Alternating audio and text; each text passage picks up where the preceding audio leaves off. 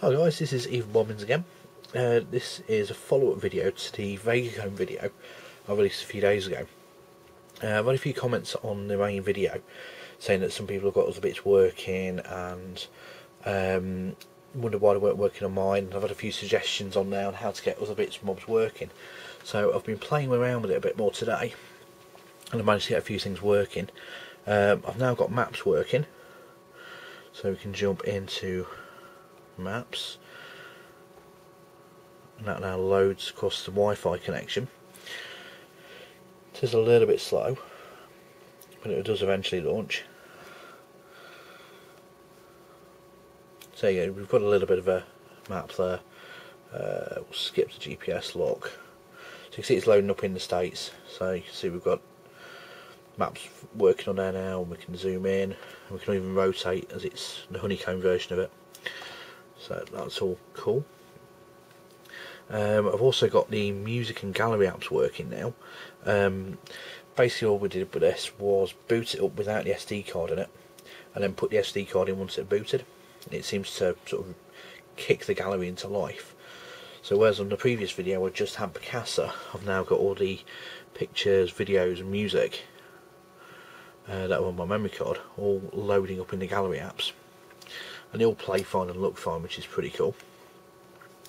One of the other apps that didn't work originally was the music app. So when this has finished loading, we can jump back out of it. There's a bit of a delay on there because I've got a fair bit of stuff on the memory card, and every boot it seems to read the memory card, so it's not the most reliable of galleries.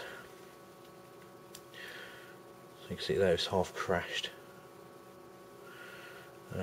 It's trying again, and we're back to the main menu. So what the other app I managed to get working was music. This was done the same way as gallery, just basically pop it out and pop it back in on the SD card, boot it up fully, wait for 10-20 seconds and stick the SD card in. You can see this has got a nice 3D effect on it, which is pretty cool. You skim to all your album covers there. A few more bits that I didn't really cover on the original video were things like the settings bar down here. So once you've got that up, there's a little icon in the corner that looks like an equaliser. It gives you a few quick settings. So you've got things like airplane mode, doesn't really apply to a tablet, but it does shut down things like Bluetooth and Wi-Fi all in one go. We've got a brightness meter, notifications and main settings. So we can go into settings without having to go to all the menus. So you get a nice honeycomb settings. So we'll go to the about settings. You can see there we're running Android 3.0.1, Vegacomb Beta Build 1. They've just released 3.1, so that's got the extra resizable widgets and a few other bits. So on the new version you can hold that down and you get little pin boxes around it, a bit like you do with Launcher Pro. You can stretch out the widgets. With the widgets you can actually have these 5 here and another 5 there for a few other bits and mobs, so I didn't really cover that in the last video. And you can also add different live wallpapers, so we can stick a live wallpaper on there, which is pretty cool. So we'll just apply one of those now, so we can have, say, I don't really want any of those to be honest, so we'll skip that.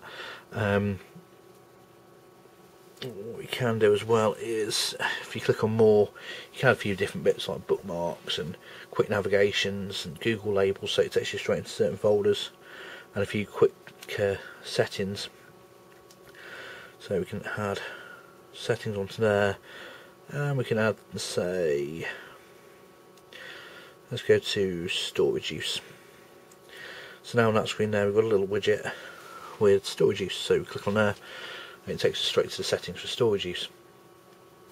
It's quite handy. It's a little bit like some of the other widgets you get on the version 2 Androids, so you can sort of turn Wi-Fi on, Wi-Fi off and things like that. So it's quite a good little widget to have.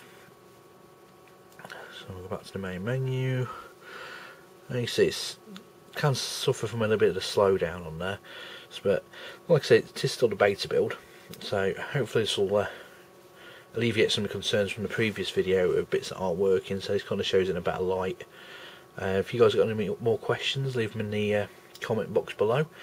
I'll add the same link as the previous video onto this one, so you can re-download the Beta 1a and add it onto your own Vega. I'll also link this back to the other video, so if you're watching the previous video you can get straight to this one and see the extras. So I'll catch you guys next time.